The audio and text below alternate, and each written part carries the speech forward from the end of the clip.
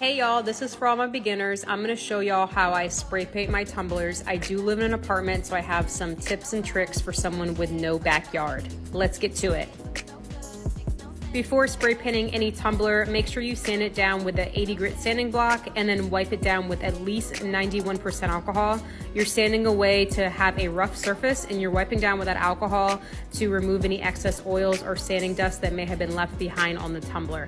After you sand and wipe your tumbler down with that alcohol, tape the inside of your tumbler using some painter's tape. This is so that excess spray paint will get inside the tumbler, so at the end that cleanup process is going to be a lot easier. So instead of using some nitrile gloves that I'm going to just throw away after each use, I found these cleaning gloves from Amazon. These have been a lifesaver. It not only protects your hands and arms, but you're able to move your fingers around, so you're able to still spray paint and push that spray nozzle down on the spray paint can. And plus, these are really affordable. I think I bought 2 pairs for just $10 from Amazon. And of course, in order to spray paint a tumbler, you need your spray paint.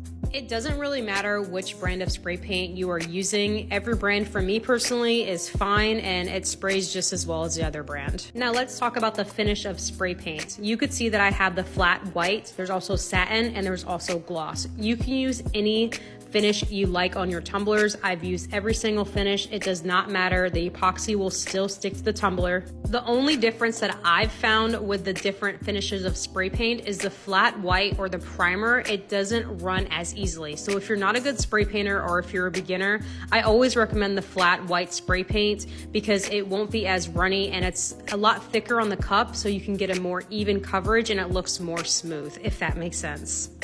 Okay, now let's move on to spray painting the tumbler. I have this tote that I purchased from Walmart. Again, I live in an apartment. I have no backyard. This tote is used to catch the overspray of my spray paint so I don't spray the building. And before spray painting your tumbler, make sure you give your cans a nice shake. Place your tumbler inside of the tote.